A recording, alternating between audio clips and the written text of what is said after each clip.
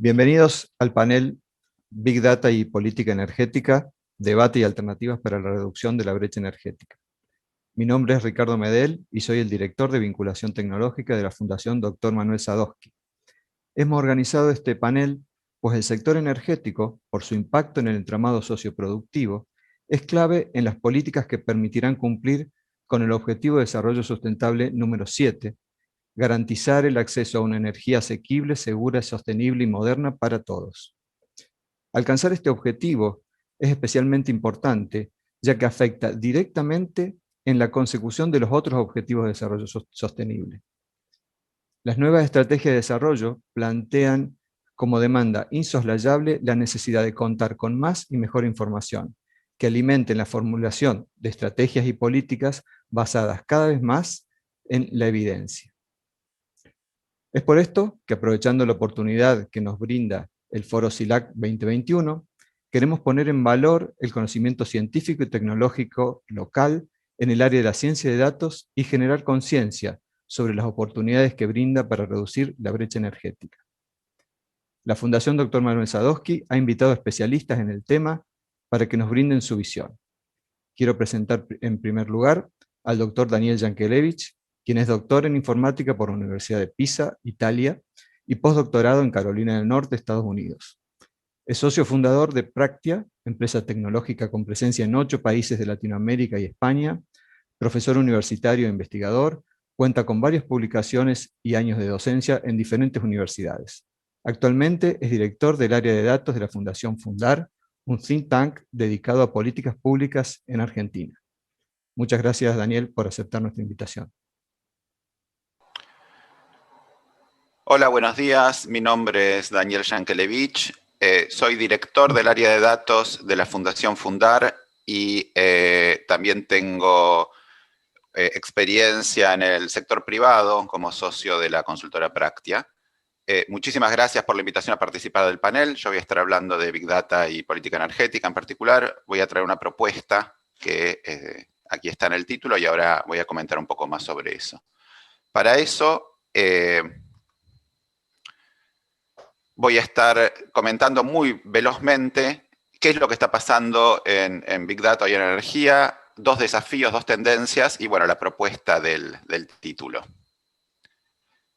Con respecto a qué está pasando hoy, digamos, en Big Data se está usando hoy en energía, en todos los sectores y en todas las áreas de energía.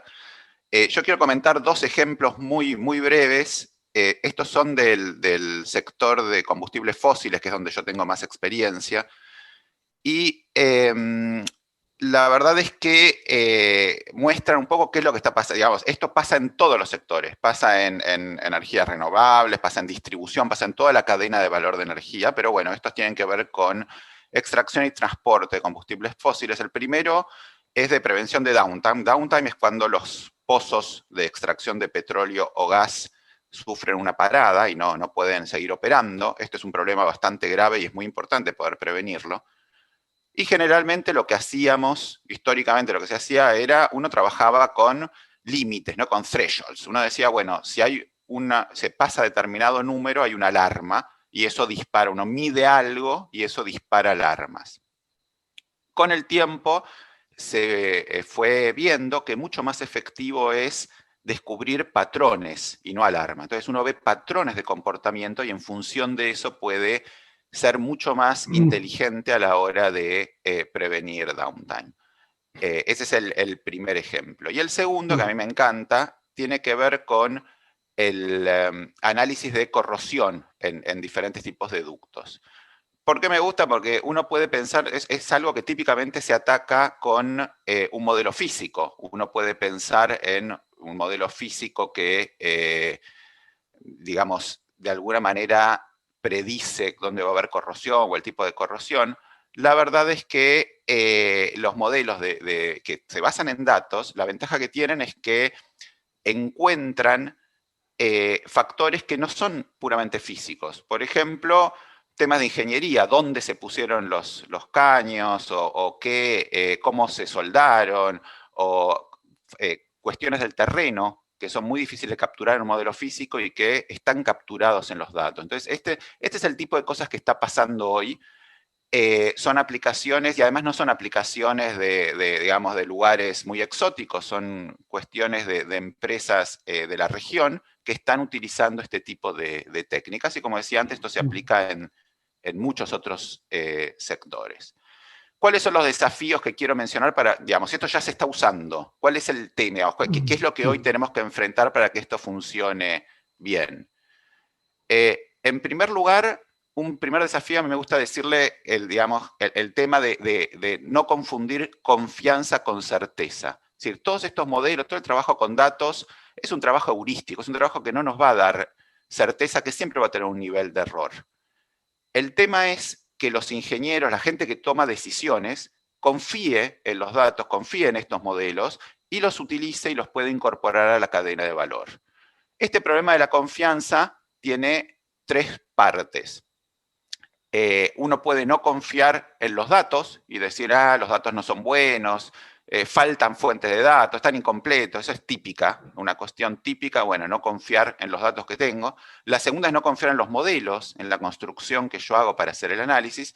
Y por último, y no menos importante, es no confiar en las conclusiones. Es sí, digamos, confiar en datos y en modelos, pero asumir o creer que las conclusiones, que el análisis no está bien.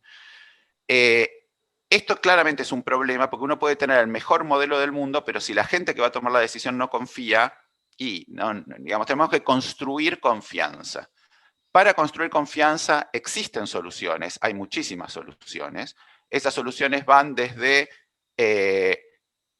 digamos, explicar el modelo, son cosas bastante técnicas como Shapley, etcétera, etcétera, las cuales obviamente en esta charla no vamos a poder hablar, pero que son técnicas para explicar modelos de inteligencia artificial de data science, hasta temas mucho más soft, si se quiere, ¿no? Temas de educación que tienen que ver con lo que se llama alfabetización en datos. Es decir, entender por qué uno dice lo que dice y cuál puede ser la problemática asociada a determinado resultado.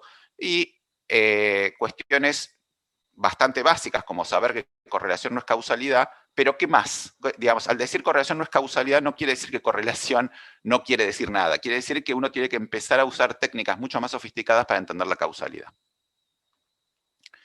El segundo desafío, yo lo describo como show me the money, no sé si se acuerdan la frase de la película donde Tom Cruise grita show me the money, porque describe bastante bien una cuestión que está pasando en muchos sectores dentro del área de energía, que tiene que ver con una demanda de encontrar resultados. Muchos hablan de monetizar los datos, yo creo que es más amplio que eso, porque tiene que ver con darle valor a lo que uno construye. El valor puede no ser plata, puede ser mejorar políticas públicas, por ejemplo.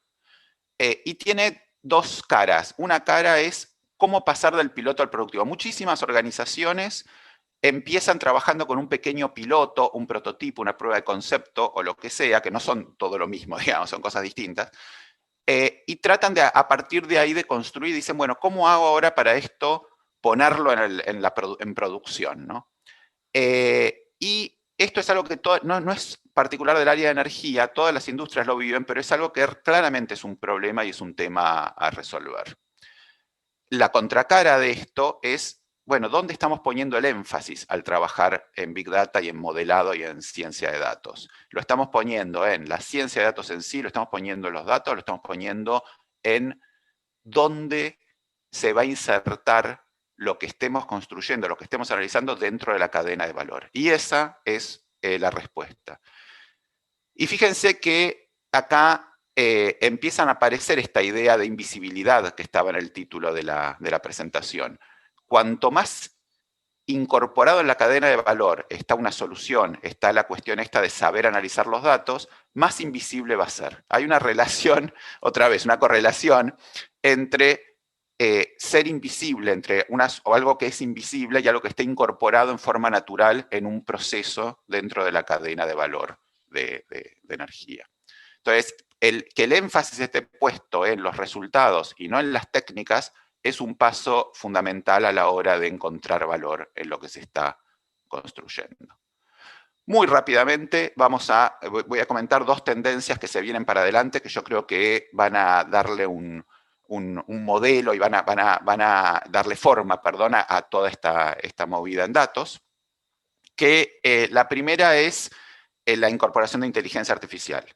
Hay una discusión, y hay diferentes posiciones con respecto a esto. Hay gente que dice que está mal hablar de inteligencia artificial, que en realidad inteligencia artificial no quiere decir nada, que hay una serie de algoritmos que son más o menos complicados, pero que en el fondo es lo mismo, tener una correlación, digamos, tener una regresión que tener una red neuronal.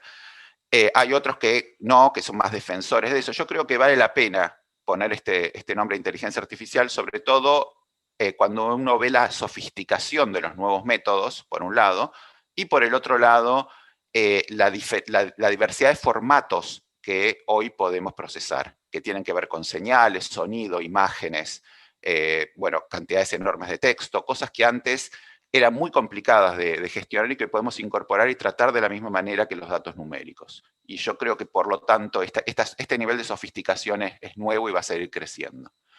Y la segunda tendencia es la integración con robótica.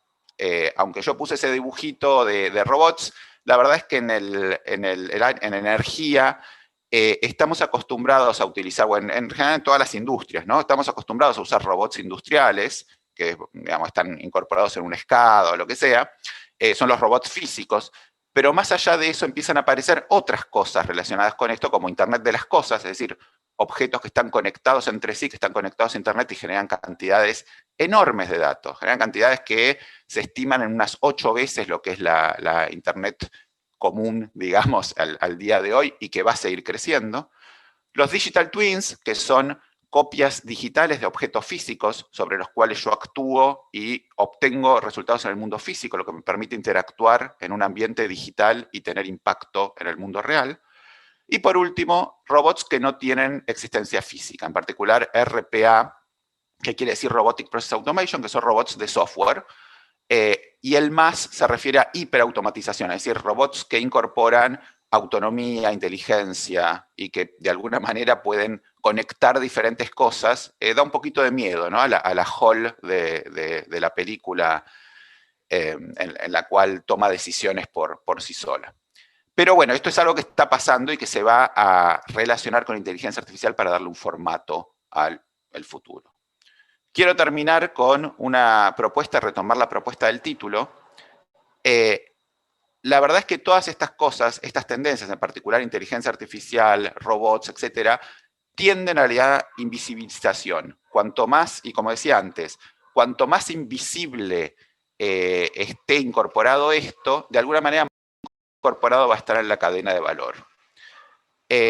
La verdad que hoy, hace un tiempo, se hablaba sobre datos, se hablaba de cuidar los datos, se hablaba de hacer ciencia de datos. Hoy la clave pasa por hacer útil el trabajo con datos. Como esto que ya tenemos y que se está incorporando y que todas las áreas y en todos los lugares de la cadena de valor vemos aparecer esto, cómo se hace útil y cómo empezamos a ver el valor concreto que eso tiene.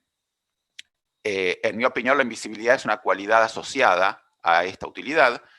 Y la verdad es que hoy los algoritmos son muchos algoritmos y mucho software es abierto, está disponible, se puede utilizar.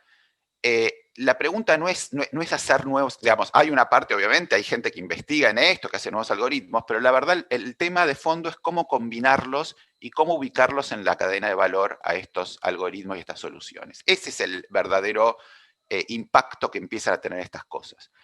Y yo no tengo dudas de que este es el momento para aprender, y sobre todo aprender haciendo, antes de que nos impongan modelos, soluciones y algoritmos de otras latitudes, poder aprender y poder dominar estos temas y conocerlos para que poder ser, sobre todo, buenos evaluadores de qué es lo que hay que hacer y dónde podemos incorporar y generar valor.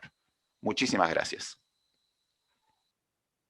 Ahora quiero invitar al ingeniero Martín Hunziker, quien es ingeniero electromecánico, máster en Administración de Empresas y certificado en Data Science, Inteligencia Artificial por la Universidad Nacional de Córdoba. Es un ejecutivo con amplia experiencia en revisión de tarifas eléctricas y de gas natural en varios países latinoamericanos. En más de 20 años en el sector regulatorio energético, ha trabajado en numerosos proyectos de energía y ha sido gerente de proyectos en Argentina y varios países de Latinoamérica. Gracias, Martín, por aceptar la invitación. Bueno, primero muchas gracias por la invitación a participar del foro. Mi nombre es Martín Unziker, soy socio gerente de Calden Consultoría. Calden Consultoría es una consultora que se dedica principalmente a dar soluciones a empresas de servicios públicos y trabajamos principalmente en toda Latinoamérica. En este caso les quería presentar un proyecto que realizamos en Brasil, en donde dentro de todos los desarrollos que hicimos, estuve trabajando fuertemente con el análisis de imágenes satelitales para proveer una solución energética en una zona del estado de Mato Grosso do Sul, que se encuentra en el oeste brasilero, entre los límites entre Bolivia y Paraguay, que es básicamente una zona, es un área que tiene muy difícil acceso, que ni siquiera estaban correctamente identificadas la cantidad de propiedades que no tenían el servicio de energía eléctrica, donde ya se habían desarrollado varios intentos de llevar la provisión del servicio a través de diferentes programas de universalización que se desarrollaron en Brasil, pero que no se había encontrado una forma adecuada de resolver este problema. Los estudios preliminares que había sobre el tema se habían enfocado en tratar de prestar el servicio a partir de la utilización de redes convencionales. Sin embargo, la gran dificultad de acceso que tiene la zona, que permanece entre 7 y 8 meses inundada, eso ocasionaría que los costos de operación y mantenimiento de las redes serían extremadamente altos. En general, cada consumidor está separado del otro por medio de grandes distancias, por lo cual deberían ser redes extremadamente largas, con una carga muy baja, lo que nos traería bajo nivel de cortocircuito, que tendríamos problemas en la seguridad operativa, y adicionalmente estamos en una zona de protección ambiental. Aquí se observa cómo el área de Mato Grosso permanece, o sea, cualquier solución que uno proponga debe considerar la inundación. Entonces, desde el inicio del proyecto, que el primer desafío fue identificar los potenciales consumidores, tuvimos que hacer primeramente un análisis detallado de cuál era el mapa de inundaciones, pero en función de eso definir cuáles serían las estrategias para arribar a cada una de estas zonas. Aquí les presento, por ejemplo, algunas imágenes donde realmente los vehículos, y para poder acceder a esta zona, generalmente eran tractores, barcos y demás, que muchas veces son vehículos muy complejos de utilizar para las distribuidoras de energía eléctrica. Entonces, ante esta zona de una gran complejidad y además con muchas restricciones ambientales, debido a que es la naciente de muchos importantes ríos y tiene una gran diversidad ecológica, la empresa distribuidora del área, que es la distribuidora Energisa Mato Grosso do Sul, realizó un proyecto de investigación y desarrollo donde participamos junto al Instituto LACTEC de Brasil. Básicamente en este proceso, en este proyecto, una de las principales dificultades era identificar el registro de los potenciales consumidores. Ni siquiera los últimos censos que estaban disponibles tenían información fidedigna de dónde se encontraban estos consumidores.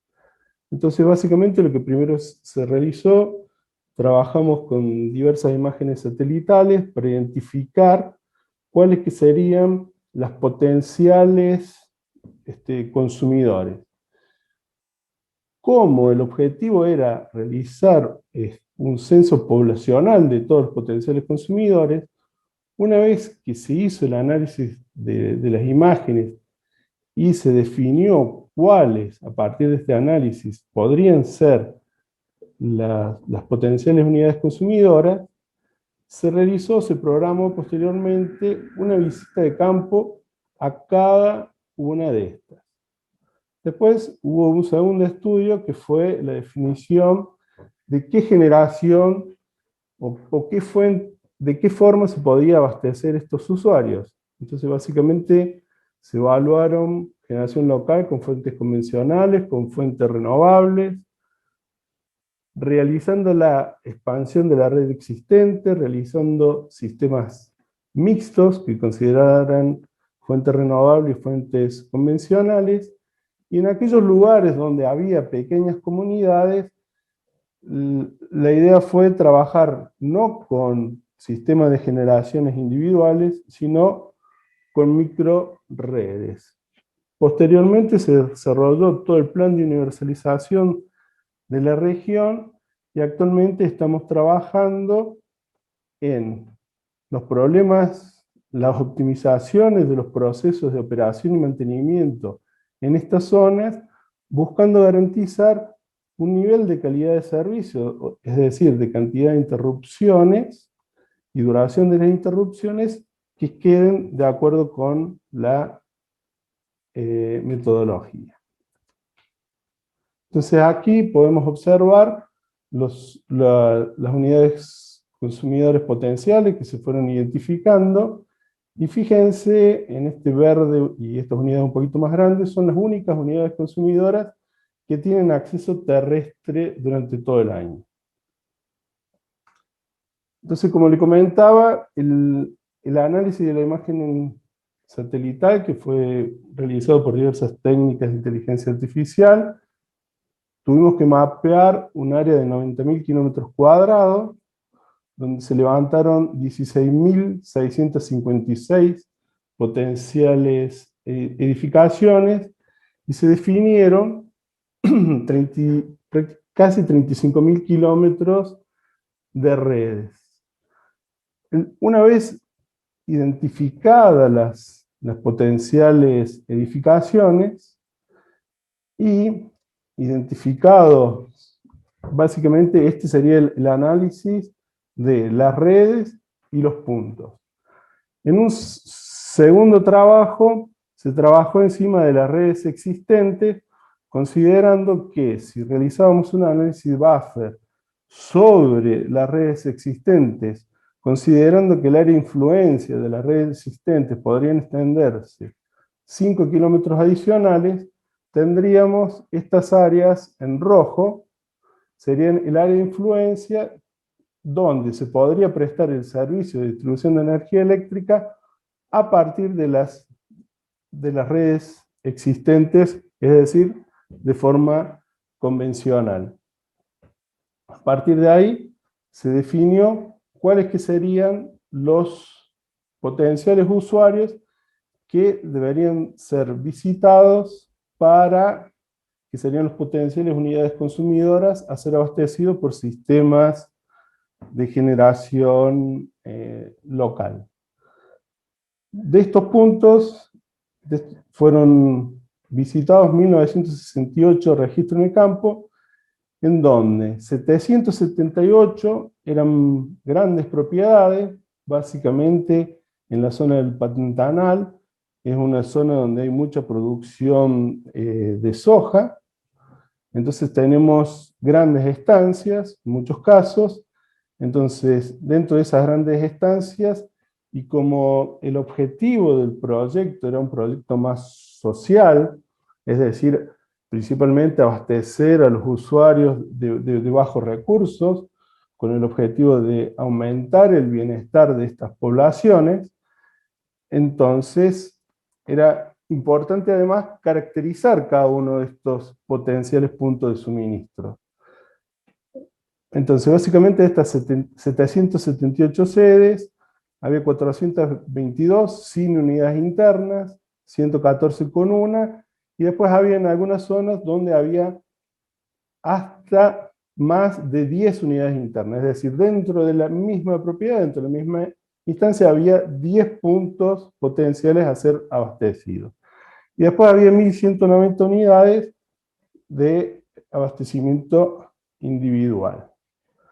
Entonces, básicamente la solución pasó por un lado, definimos una región aislada, que es aquella región en donde el abastecimiento por la red tradicional no es posible, y donde se propuso un sistema individual de generación de energía eléctrica con fuente intermitente que garantizara a estos usuarios un suministro de hasta 80 kilovatios horas. Las potenciales unidades consumidoras, con una necesidad energética superior a 80 kilovatios hora, que podría ser en el caso de una estancia y demás, que han limitado a este valor. Porque como básicamente estos usuarios van a tener la misma tarifa que un usuario en la ciudad de Campo Grande, había que establecer algún límite porque naturalmente estos usuarios, su tarifa no alcanza para cubrir los costos necesarios para este abastecimiento. Y después, en las grandes propiedades, únicamente se atendía un único punto de entrega. Es decir, que si uno llegaba a un casco de una estancia y el casco de la estancia tenía 10 puntos potenciales de suministro, solo se le daba acceso a uno de los puntos.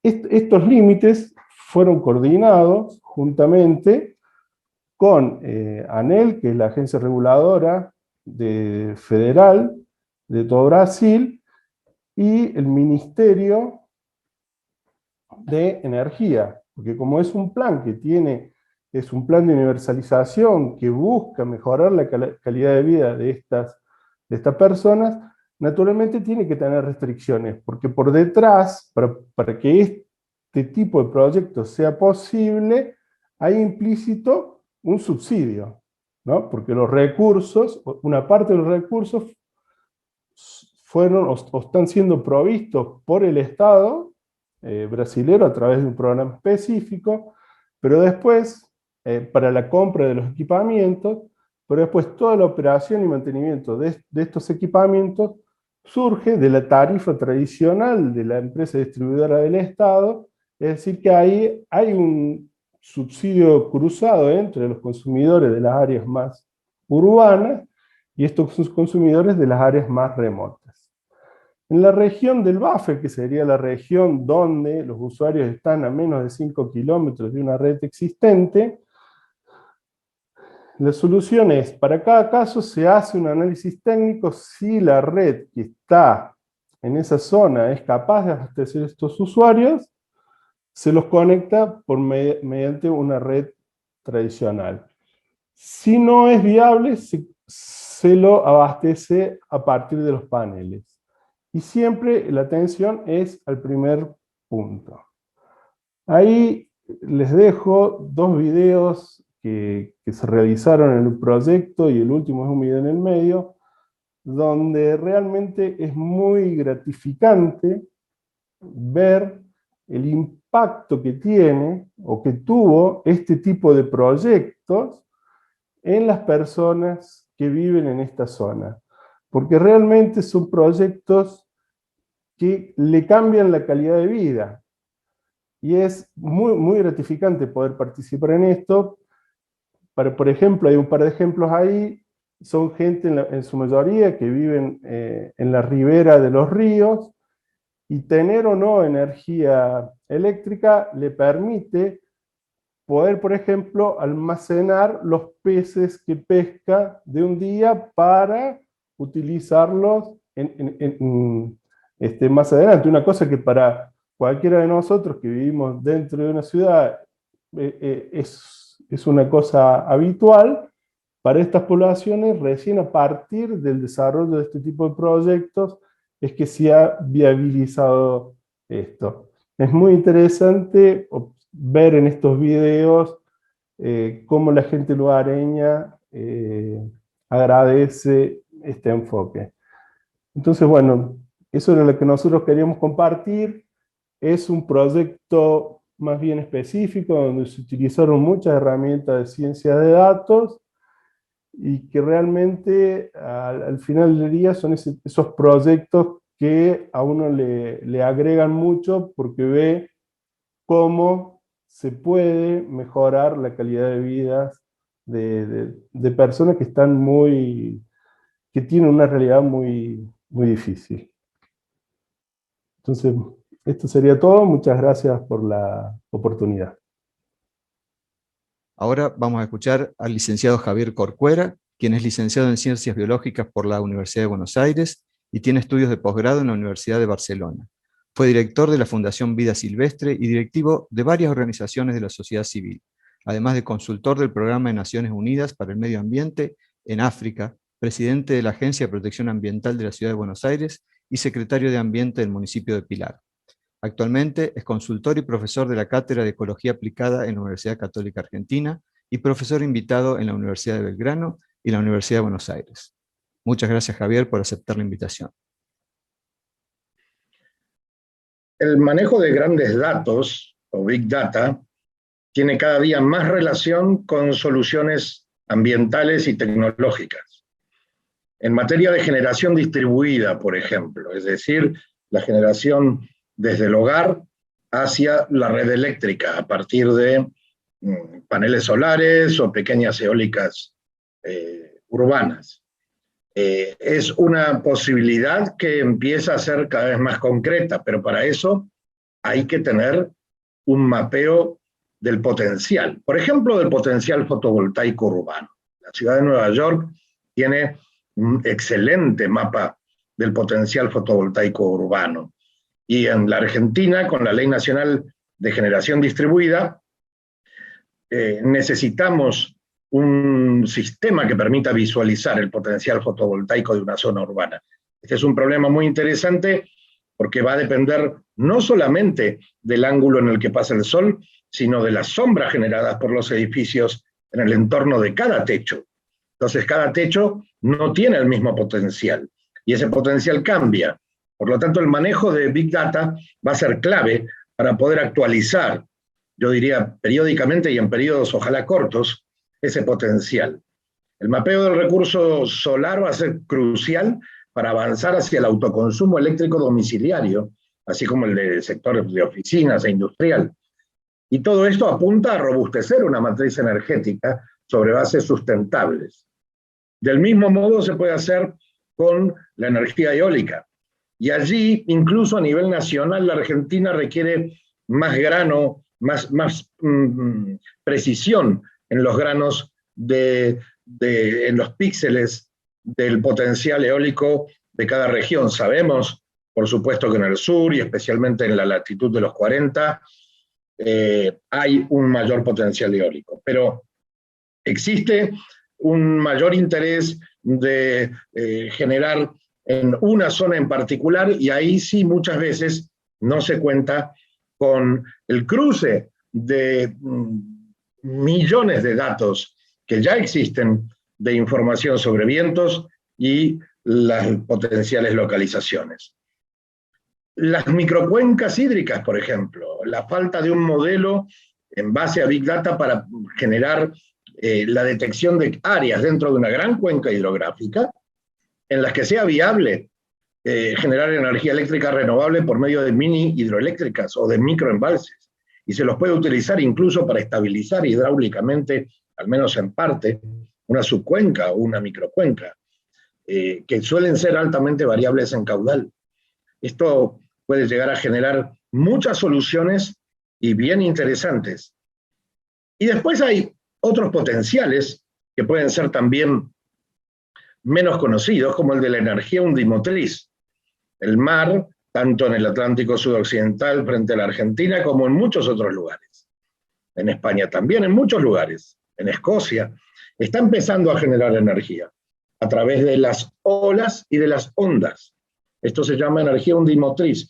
Y pese a que en la costa, que es muy extendida en la Argentina, y en la superficie marina, que hoy en día ya son 2/3 del territorio argentino, no tenemos un mapeo de las zonas en donde se puede aprovechar el recurso energético sustentable hasta ahora inexplorado de las ondas marinas.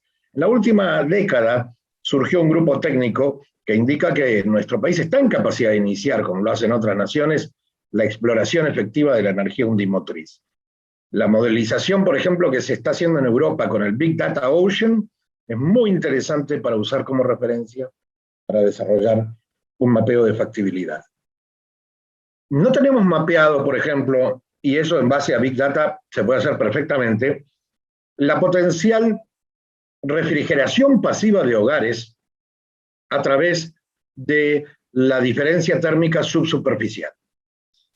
Es decir, las residencias nuevas o las antiguas, pero sobre todo las nuevas escuelas, los nuevos edificios del Estado, las nuevas plantas industriales, además de incorporar envolventes y orientación para ser más eficientes energéticamente, han empezado en algunos países, como en Italia, a incorporar la refrigeración natural pasiva, por diferencia de temperatura entre el subsuelo y la superficie.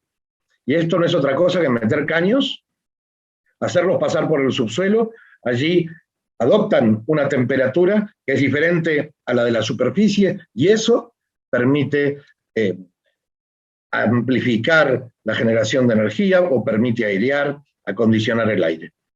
Para eso es solamente necesario tener una gran cantidad de datos sobre zonas donde la temperatura bajo tierra tiene mayor amplitud que la temperatura de la superficie. A partir de cierto grado de amplitud puede ser útil y puede ser eficiente la propuesta. Como estos hay muchos casos, muchos ejemplos de cruces entre los grandes sistemas de datos que cada día se están generando más y a mayor velocidad, y las nuevas tecnologías ambientales. En mi opinión, es una amplia avenida que recién apenas ahora se empieza a recorrer. Bien, con esto finalizamos las presentaciones del panel Big Data y Política Energética, debate y alternativas para la reducción de la brecha energética. Podemos pasar a la discusión con los especialistas que hemos invitado y el público presente. Y quisiera agradecer al Foro SILAC, a la organización, por brindarnos esta oportunidad, a los especialistas que brindaron sus presentaciones en este panel, y por supuesto al público presente. Muchas gracias.